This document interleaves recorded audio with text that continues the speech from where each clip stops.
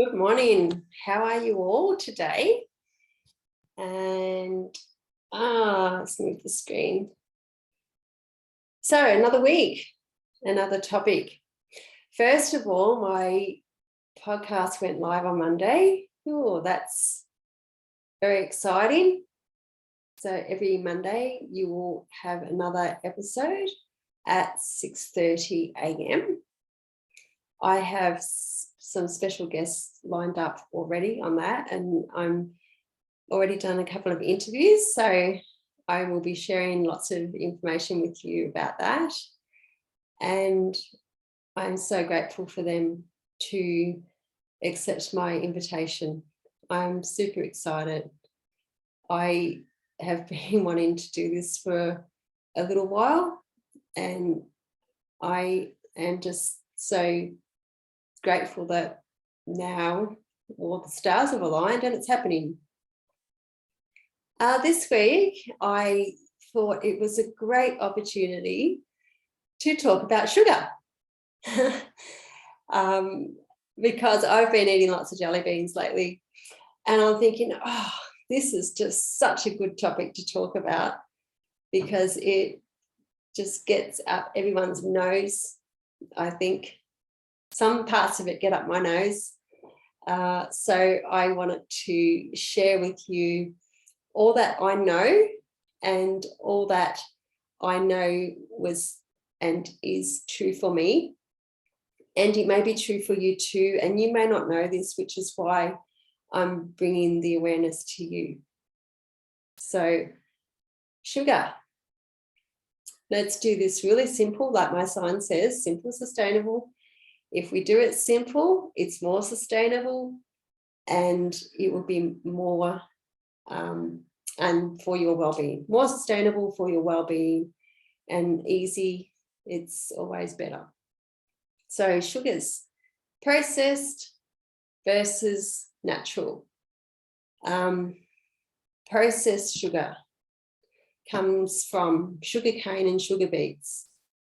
So processed is just what it says. It goes through a processing stage. How it happens, I don't know, and it's all insignificant how all this happens. It's the end result that matters. So the end result from processed sugars we see in the supermarket, in the flour aisle, flour and sugar aisle, in all those packets, in all different shapes and forms and colours. They do different things when you use them in baking, and they taste different, and they're all very different. And do they do the same, have the same effect on our body? I don't know, probably not.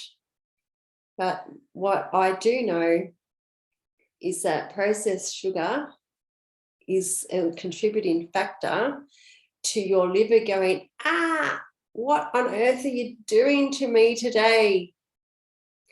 And it's generally causes the high blood pressure and the weight gain that we all talk about. So that's the processed sugars. And processed sugar is found in nearly everything, peeps. Everything that you pick up off the supermarket shelf will have, not everything, the good majority of products that are on the supermarket shelf, because they are the processed foods, have got sugar in them.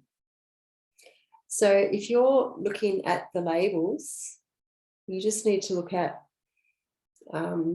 the ingredients list, not the nutritional value. Well,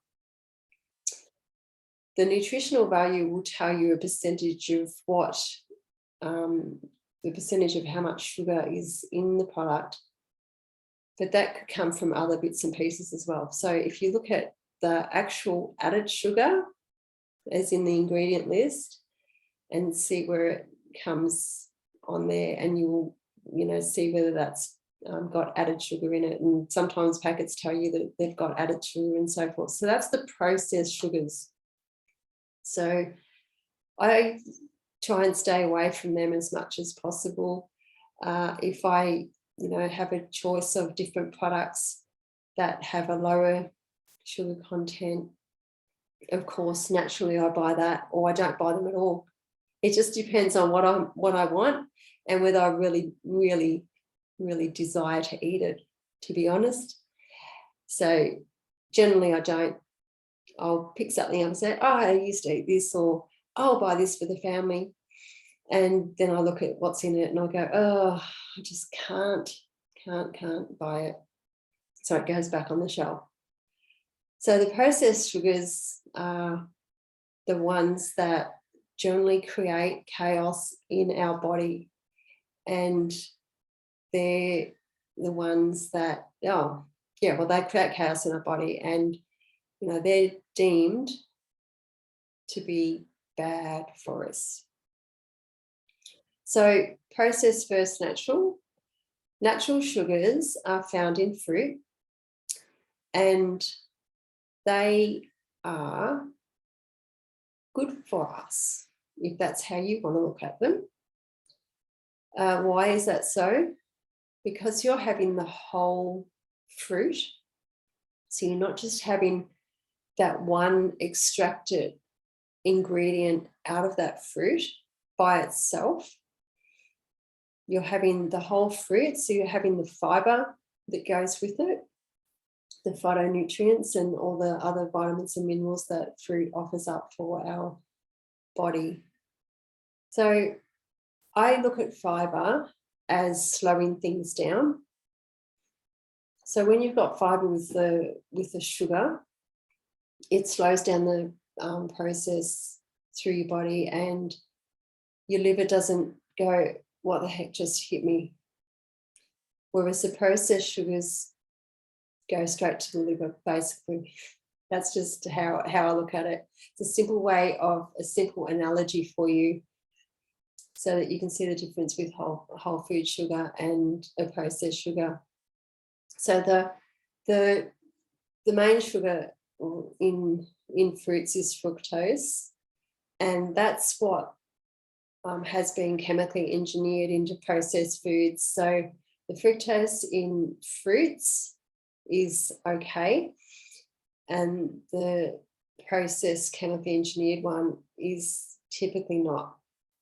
So if you want to include fruit in your diet, but you've been too scared to, just because of the high sugar content, thinking that it's bad for you, well, that's not so. If that's the only reason why you haven't been including fruit in your diet, just because of that reason, then I'm here to say, stop, go and get your fruit. It will contribute more to your body than not. And I know that there's other reasons why some of us won't eat fruit. Especially if you've got gut digestive issues, fruit may not be your best friend. You really have to have optimal health to eat certain things sometimes, because high fiber can upset you and so forth. I completely get that. But if you're only doing it from the reason that you believe that it's high in sugar and it's bad for you, well, then that's really not so. And any nutritionist will tell you that. Well, I would hope that any nutritionist would tell you that. And if you have been told not to eat fruit because of your digestive, because of your gut's upset, possibly, well, maybe you need to look at what else you're putting into your body that could be upsetting your gut. And then when you can sort that out, then getting some fruit back into your body is really good. And once you take processed sugars out of your diet and you start eating some fruit, it's amazing how tasty it becomes and how sweet it becomes. It's just the processed sugars are just very addictive. And I know that too, that happened with me. I didn't really have like sugar in drinks and on things and all that, but just the sugar in things like, eating chocolate and everything like that. Once I eliminated all that from my diet and I was eating a whole food diet, I didn't even feel like it. We all feel, we can't give up chocolate. We can't. Then that's the biggest thing I think for women. We can't give up chocolate. Well, we can. And I just find that when you're eating a lot of processed foods, it is hard to give things up because they're highly addictive because they've got the processed sugars in them. So when I was going through my journey of healing and excuse me, I eliminated a lot of the processed foods from my diet. And I had to because I was in such pain. And everything I ate upset me to the point that I was doubled over in pain at some point in time. So I had to do an elimination diet. And it wasn't sugar to start with, it was other things.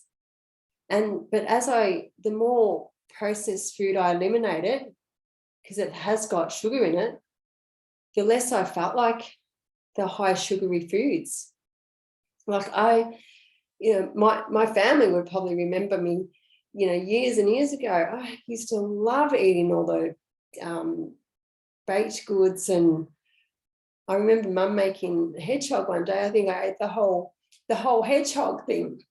Pardon me, because she said it didn't work out, and I really liked it, so I think I ate the whole thing. I couldn't get enough of it. It was so yummy. But so, since I've gone through what I have, through the chronic disease and doing all this elimination and so forth, I don't even really feel like that anymore. Although I must say I've just got addicted to jelly beans again. How much sugar do they have? And it's one of those things when you can get the information and see the difference and not just take one point of view on one particular topic, and that's bad for you, and just because it's in that, it's bad for you as well. It's just a whole different process when you're looking at processed food versus natural whole foods. And whole foods in their whole state contribute to your well-being, and processed foods don't.